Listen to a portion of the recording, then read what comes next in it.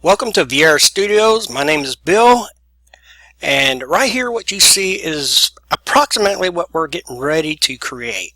My whole idea of this is I searched around on YouTube trying to see if anybody's ever made a true 3D environment or 3D spheres, but everything I attempt to find is always in a 2D format to make it appear 3D. However, in Photoshop Creative Cloud or Photoshop CC, which I am currently using here, you can make a true 3D environment and then convert it into a 2D flat picture such as this right here. So what I'm going to show you, pardon me, is that you can make these with different textures. As you can see, I've got different textures and sometimes different textures on particular one item, such as my word spot on. I am using a gold and metal texture. And so without any further ado, let's start us a new file. And I'm going to go with 920 by 1082, which is approximately what my screen resolution is. So we'll hit OK and accept those deals right there. And also notice, we're going to try to make something similar to this. May not even use the same text or even the same textures, but we'll do something similar to that. The first thing we're going to do is, we can go ahead and make a type of background, perhaps a gradient like I did on that one. Let's see here. Could go ahead and make something a little different. Ground. Kind of want to pull that out. Pull this one out. Let's make this one more of a blue. I'll go with a blue, kind of a sky blue. And perhaps make that like we'll put another stop here.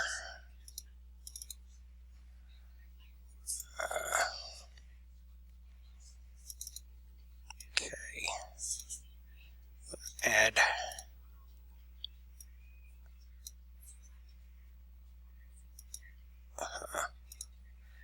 all right.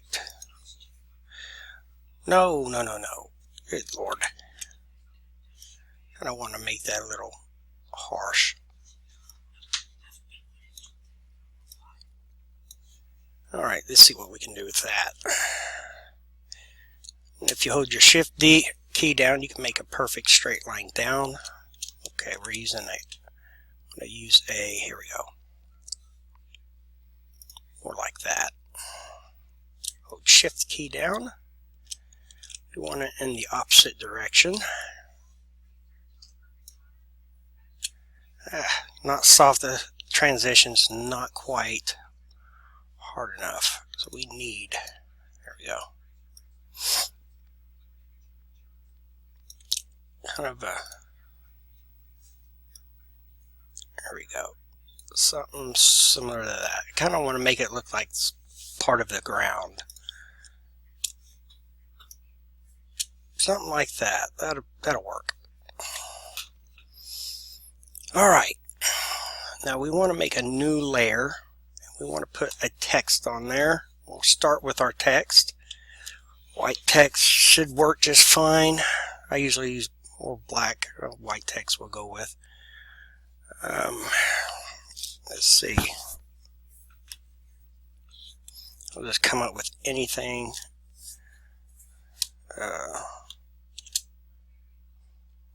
Bubble.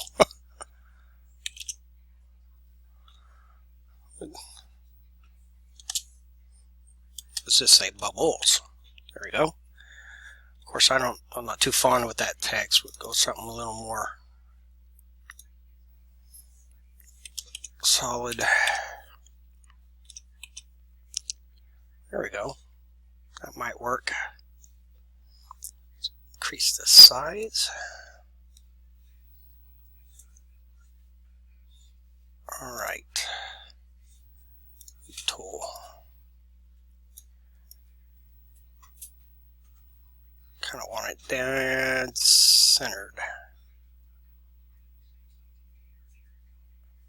Go.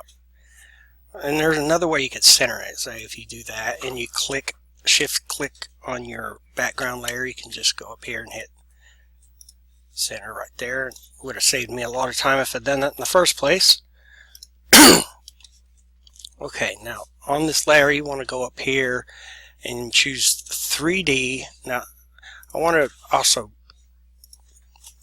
point out that this may only work in Photoshop CC, but it's possible that, and I'm not quite sure, but it's possible this will work also in Photoshop CS6.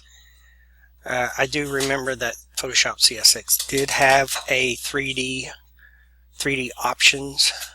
We're going to use 3D extrusion from selected layer, and it'll ask if you want to go to a 3D workspace, which we definitely do. There we are.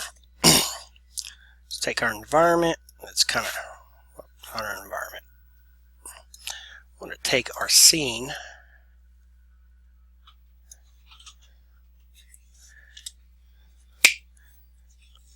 and actually I want to rotate. Okay, it's on the surface, so we want to make sure the ground surface is like right there. And perhaps we will take our, we want to rotate it.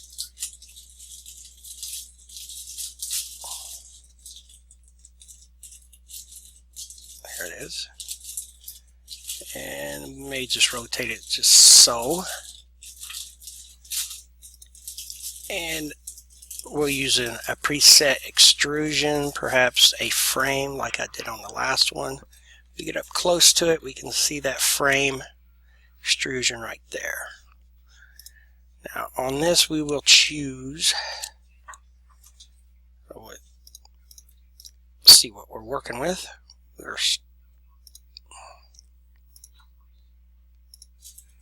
Okay. This way we can see, if you highlight these, you can see exactly what you're working with. This is the front. We're going to probably use, I will probably use a metal. I'm not seeing it.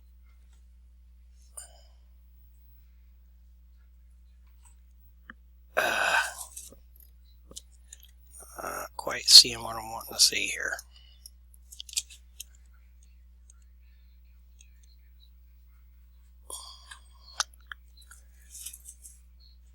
Extrusion. First off, let's narrow down that extrusion by, I want it to be a little softer than that, or smaller than that. That'll work.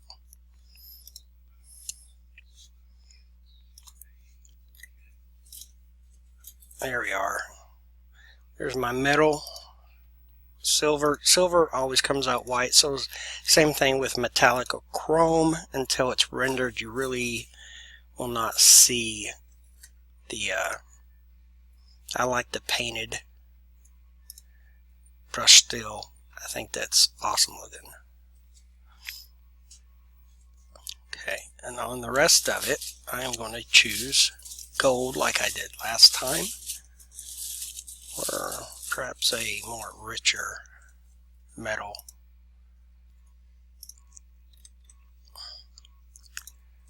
Metal brass. I actually kind of like that. I'll go with that. Lead metal. Alright, so we have this done here, and we have it on a kind of the surface. Let's take this and let's move it. Let me back out so I can see what I'm doing. Let's move this down some. Actually, let's pull this forward. And we will move it over to the side. There.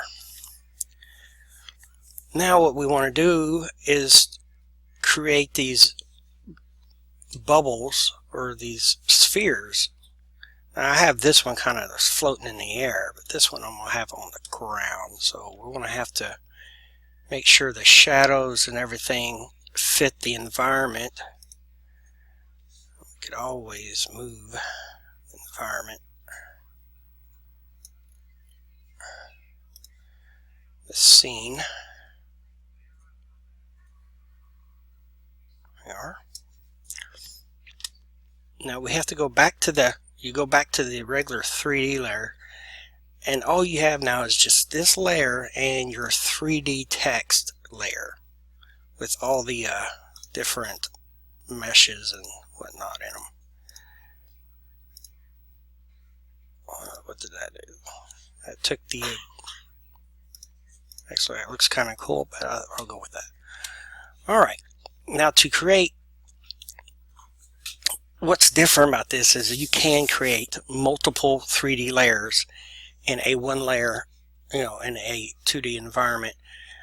But I mean, before when I can remember, you could only make one 3D layer before. I'm not even quite sure you could do multiple 3D layers where they would interact with each other, or not so much interact, but you was able to stage them above and below a certain layer. But on this you could start a new layer like so, and in this case we are going to make a new mesh from a preset. For in this case we're going to use a sphere, and now here we are. It's just that simple. And then we go into our 3D layer with our sphere, and all we have to do now is apply a material, for instance gold. Of course the lighting on that is extremely bright. We can adjust that, of course, to work however we want. We'll probably see if we can reduce the lighting on that.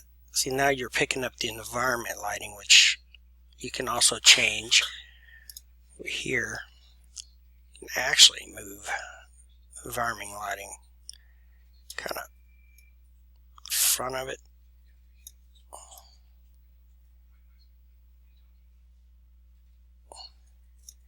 We'll just put it right about where that spotlight is here.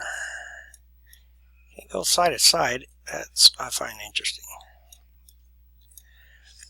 Alright. Yeah, I don't like that. So we'll just hide it altogether, like so. That'll make it better. Alright. That looks a lot better. Now we just need to reduce its size. You get this, you highlight the little box behind that blue arrow, and you just pan down. Get it as small as you want. And we can place it pretty much anywhere we want. In this case, we may actually up the deal so that the shadow is also casting on our letters. Might make it float a little bit there. So we can have that shadow there. Let's make it a little bigger.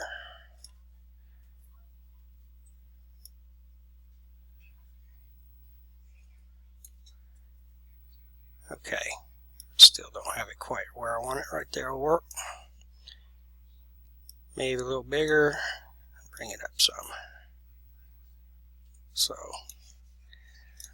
now that's just one, and if you notice, it's right in front of our letters.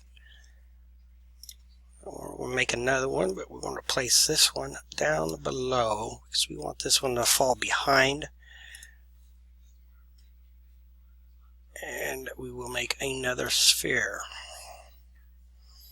This time, move this wherever we want. Okay, we already got it on the ground level, so what we need is to shrink it down proportionately. There we are.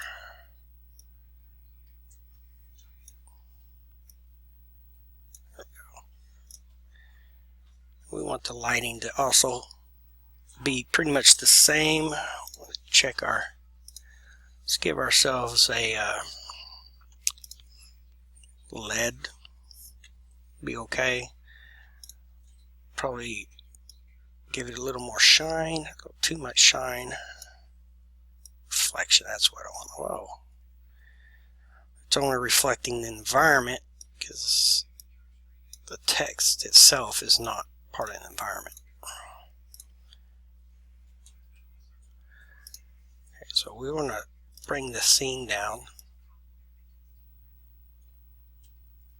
It should line up with the, yeah, so. Nope.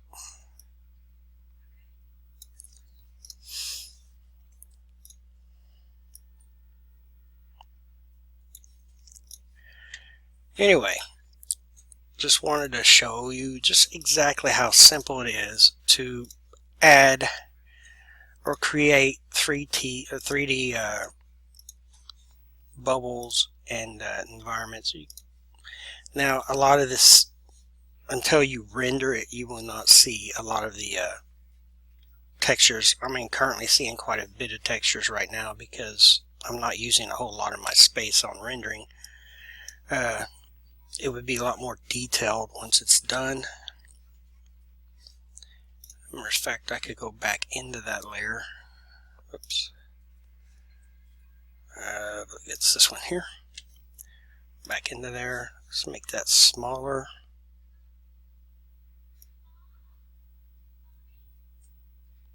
Kind of like that. Gives it a little more depth anyway. Then I can go back over here. Let's see, which one is that? Yeah. Let's pull that in front of that just a little bit. Give it a little more sense that it's in front of there. There's just a whole lot you can do. This is just, I just wanted to give an example of what you could do with the 3D tools up here. There's, as a matter of fact, I'll make one more just because I think some of these textures are really cool. Where am I? Okay, right there. We will do another one. Sphere. Except this time we're going to do something really cool. Let's see if I can get my 3D area. And I will load some fun ones here that I downloaded off of the Adobe website. Some pre-made, say like a flower. See now, that looks pretty cool. Actually, that looks a little weird. Let's see if I can find something a little more. Butterfly. Leaf. There we go. We can take that and rotate it kind of like around. Let's do that a little bit more.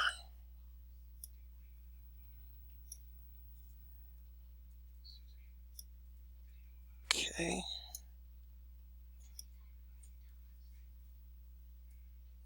Wow. Changing the width of it, that's not what I was intending to do here.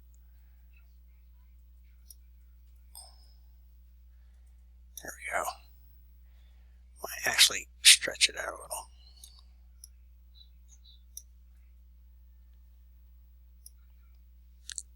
Shrinking that down. Perhaps move this up a little bit.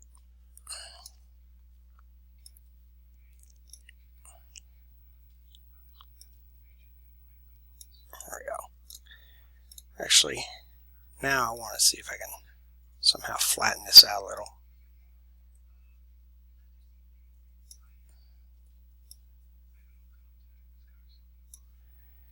Anyway, there we have it.